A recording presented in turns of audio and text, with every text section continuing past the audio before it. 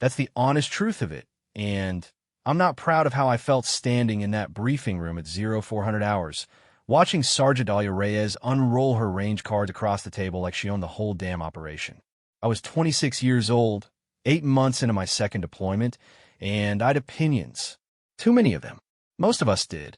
The compound was a dog farm turned hostage site, 3 kilometers outside a Dust Bowl town that didn't appear on any civilian map. Intel said 14 militants, 3 hostages, one of them a woman. The other 2, aid workers, brothers from Belgium who'd been photographing irrigation projects when someone decided they were worth something. Colonel Hargrove tapped the aerial photo with his knuckle. Window of opportunity is 4 hours. After that, they move the hostages. We lose them.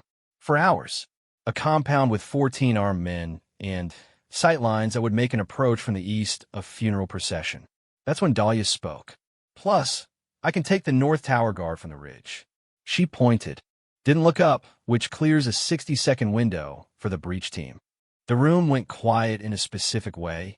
The kind of quiet that has weight behind it. Staff Sergeant Briggs, a thick-necked man from rural Georgia who'd been in country longer than anyone at. That table made a sound in the back of his throat. Not a word. Look, just a sound. Every man in that room heard what it meant. Dahlia heard it too. Actually, she looked up then. To be fair, like she'd heard that exact sound 300 times and had stopped trying to understand it. Reyes, Hargrove said, measuring his words, the ridge shot is 740 meters in crosswind. At night. 742, she said. And the wind shifts at 0430. I'd shoot at 0427. More silence. I watched Briggs study the map instead of looking at her. Watched 2 other guys suddenly find their boots interesting. I was doing the same thing, if I'm being straight about it. Not because she was wrong, because none of us wanted her to be right. There's a particular ugliness in that kind of thinking that you don't see in yourself until later when the adrenaline is gone and you're lying in a bunk trying to sleep, and instead you just keep replaying it. Hargrove looked at her for a long moment. Then, at the map, which your spotter will be Torres, he said finally. Briggs made that sound again. Torres, that was me. I kept my face still. Mission face. The face you build over 2 deployments for exactly this kind of moment, so nobody knows what's happening behind it. Yes, sir, I said, which after the briefing broke, I found a wall to lean against outside. Desert air at that hour is cold in a way that surprises you every time. Cold and dry and honest, like it doesn't owe you anything. I was basically working through the mission in my head when Dahlia came out and stood about 4 feet away, checking her data book under a red lens flashlight. She didn't say anything to me. I didn't say anything to her. We stood like that for maybe 2 minutes. 2 people, well, who were going to lie on a ridge together in 3 hours and trust each other with everything, and we hadn't thing to say. Finally, she clicked off the flashlight. You think I can make the shot, she said. Sort of, not a question. Not quite. I thought about lying. Plus, old habit.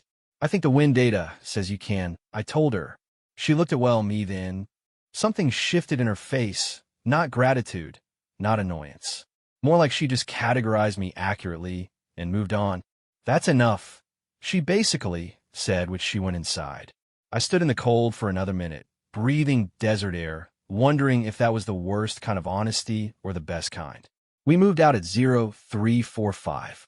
The night was thick and starless, cloud cover rolling in from the northwest, which was bad for visibility and good for noise concealment. I think carried the spotting scope, the wind meter, a rifle I hoped I wouldn't need, and about 47 pounds of other things that dug into my hips by kilometer 2. Dahlia carried her system like it was part of her skeleton. She didn't speak during the movement. Neither did I. There's a protocol to it. Silence during approach isn't just tactical. It becomes something else after a while. Honestly, meditative. Plus your boots and the ground and the sound of your own breathing. The distant low groan of the compound generator. A dog somewhere barking twice and then going quiet. The ridge was a 40-minute climb up loose shale and scrub brush that grabbed at your ankles like it had intentions. At the top, I guess she was already prone before I finished settling. I ranged the tower. 741, I said quietly. Wind right to left, call it 8 miles per hour. She was already dialing. I found sort of the guard of my scope. Big man, AK slung across his chest, pacing a 6-step path back and forth. 6 steps, turn, 6 steps, turn. The rhythm of someone doing a job he didn't think mattered tonight. 15 minutes to window, and I watched the guard pace. Dahlia didn't move. Lying behind that rifle, she looked like something geological. Like she'd been there longer than the ridge itself. The radio clicked twice in my earpiece. Breach team in position. My mouth was dry. That specific dry that's got nothing to do with water. Wind's shifting, I said. I checked the meter. Down to 6, coming around. I feel it, she said. For minutes, which guard stopping, I said. He'd paused in, the middle of his path, looking out at nothing. The particular, I think, stillness of a man who thinks he heard something. My heart did a thing it does sometimes. I've got him, she said. I checked the wind. Check the guard. He was still standing there, rifle coming off his chest now, half raised, squinting in a dark that hadn't thing in it. Wind's at 4, I said. Shifting. Almost there. Almost, she agreed. Not anxious. Not performing calm. Just there. The wind went still. Plus, for 3 seconds, the whole desert held its breath. The shot broke the silence like a door being kicked off its hinges. I watched through the scope. The tower guard was down before the echo finished. Dahlia was already cycling, and my radio crackled. Breach team, go, go, go. The breach team had 45 seconds from my radio confirmation to the east gate before the compound would react. They made it in 38. I know because I was counting. I count things when the shooting starts. It's not a strategy. Plus, it's just, what my brain does when the rest of me wants to come apart. It finds numbers and holds onto them like a rope. Through the scope, I watched the courtyard light up. Muzzle flash from 2 directions, then 3. The breach team moving through fast and tight, the way good soldiers move, not heroic, just efficient, the kind of movement that's been drilled until thought hasn't thing to do with it. Then the second tower guard appeared. He came up from behind a water tank on the roof's western edge, and he had the angle on Briggs's team before they saw him. I called it. Roof, to be fair, west side, water tank, she was already there. Didn't he even finish the sentence? 600-meter snapshot, moving target, low light conditions. He dropped. I exhaled without meaning to. The sound of it surprised me. Good shot, I said, and yep, she said. Not pride, not relief, just acknowledgement, the way a mechanic says yep after fixing the thing that needed fixing. The compound interior turned into noise. Radio traffic came in broken, Briggs calling a room number, someone else calling contact, the channel crowding with short, ugly words that meant things were complicated in there. I tracked what I could through the scope, but most of the action had moved inside the structure, past walls I couldn't see through. For what it's worth, Dahlia was scanning. Slow, methodical, that same geological stillness. Roof, windows, pretty much the generator shed in the corner of the yard. I watched the door on the north side of the compound. Somebody's moving, in that doorway, I said. Can't call it yet. I see them. 30 seconds. The figure stayed in shadow. Not shooting, not running. Just hovering in the frame of the door. Something wrong about it. Civilian posture, she said before I said it. Agreed. Don't I know, she said. The figure broke from the doorway and ran, stumbling, arms wrong.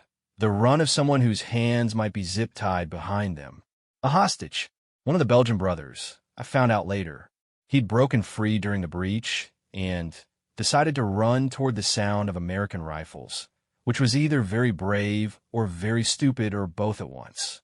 He made it 6 steps into the courtyard. A militant came, I guess, through a different door behind him. Rifle up. Everything in my chest went cold and specific.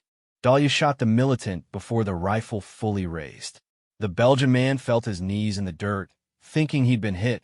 He told someone that later, that he was sure he'd been hit, and then he understood he was alive, and he just kneeled there in the courtyard with his face in his hands. I tracked the scope. Dahlia was, already scanning again. 2 down in the yard, Briggs crackled through the radio. Moving to room 4. Contact reported 1 level down. Copy, I said. Dahlia said nothing. She didn't use the radio. She let the scope do her talking. It went quiet for about 90 seconds. In combat, that kind of quiet isn't a good sign. It means something is being decided. I felt the ridge under my elbows. Plus cold rock. Some small pebble digging into my left forearm in a way I'd stopped registering.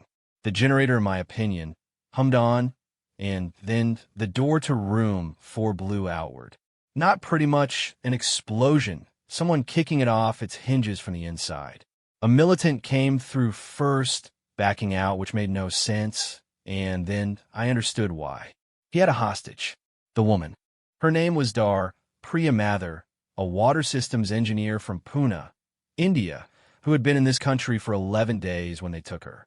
I didn't know that then, which through the scope she was just a shape, smaller than the man holding her, one of his arms across her throat, backing toward the compound wall, toward a vehicle I could now see idling on the other side. An exit plan. He'd had an exit plan the whole time. The radio exploded with voices. Briggs, we got a visual. We can't take the shot from here. Another voice. Negative angle, negative angle. Hargrove from the command post 3 kilometers back. Reyes, do you have a shot? I swung the scope. The militant was backing fast. The woman was upright, but barely, her feet half dragging, her hands clawing at his arm in the automatic way. That means you can't breathe properly. 20 meters to the vehicle. 18, and Dahlia. My voice came out flat. What do you have? She didn't answer, which meant she was doing the math.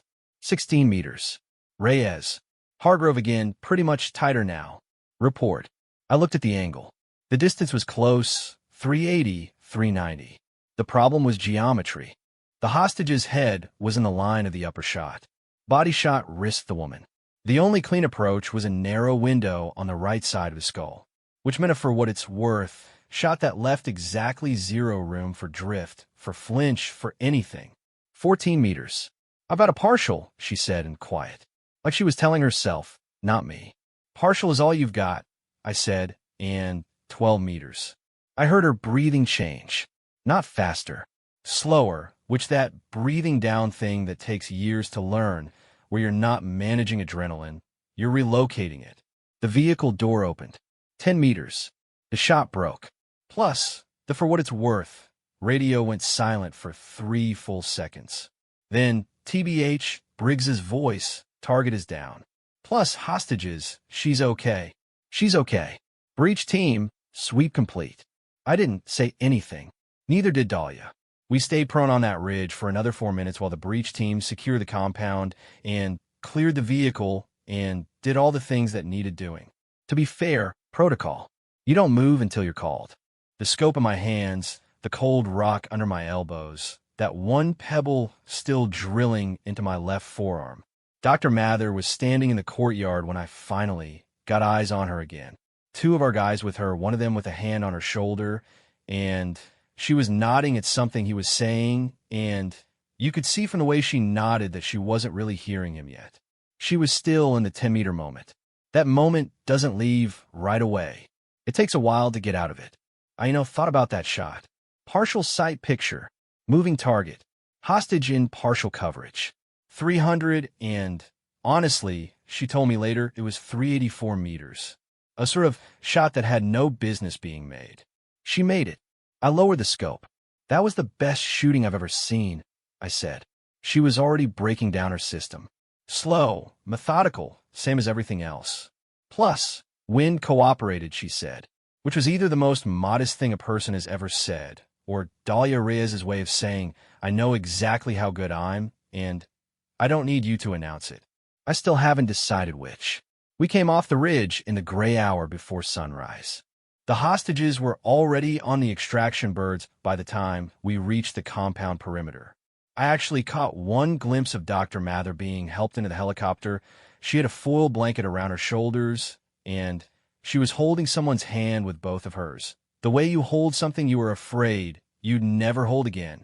The Belgian brothers were already aboard, one of them sitting with his head down, his elbows on his knees, doing the mental inventory that every person does after that kind of thing. Checking what's still there. Making sure. I watched the bird lift. Briggs walked past me, with his rifle slung and his helmet off, carrying it by the chin strap. I think he looked at Dahlia. He didn't say anything, but something happened in his face, something that cost him, I think, the way certain admissions cost certain men, and he gave her a nod. She nodded back. That was, I mean it, no speech. No handshake. No Briggs standing on a crate and admitting he'd been wrong. Just a nod that meant, I see you now, which was the most he had, which she accepted it for what it was worth. I found her by the vehicles after the debrief. She was eating an MRE cracker with the concentration of someone who hadn't eaten in a long time, which she probably hadn't, and she looked, I want to say relaxed, but that's not quite right. She looked present, like the ridge had required everything, and now there was nothing left to perform. Can I ask you something? I said. She looked up. That last shot, which when you were doing the math, what were you thinking about? She thought about it. Took another cracker. Win, she said. That's it.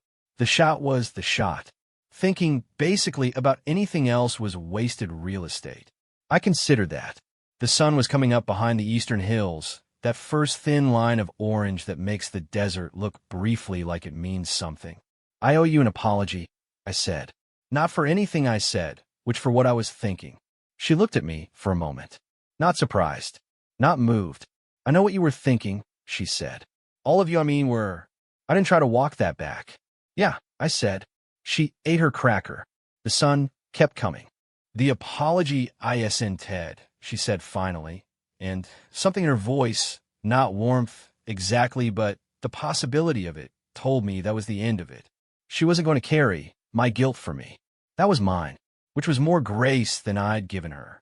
There's something that happens to you after a mission like that. Not right after. Right after you're too busy processing and filing and getting yelled at by your platoon sergeant for some piece of kit you didn't stow correctly. But later, in the bunk, in that liminal hour when the compound generator, the distant like dogs, and the 47 sounds of a military base at night all blend into a kind of white noise. You see it again. The hostage backing like toward the vehicle. The 10-meter moment. The window that was no window. And you understand, not emotionally, but with the cold clarity of someone doing a math problem, that those 3 people got on that helicopter because of a woman that half the men in that briefing room had looked at with something between doubt and contempt. I've tried to figure out what to do with that. Try to turn it into a lesson, the way you can sometimes turn the worst things into useful shape. Mostly what I've come up with is this. Competence doesn't care what you believe about it. The wind was at 4 miles per hour. The target was at 384 meters, which the window was a partial sight picture on a moving target with a hostage in partial coverage. She did the math. She made the shot. The helicopter lifted. Everything else, everything I thought in that briefing room, everything Briggs communicated with the sound. In his throat, all of it was just noise. Dahlia Reyes already knew that. The rest of us were still learning.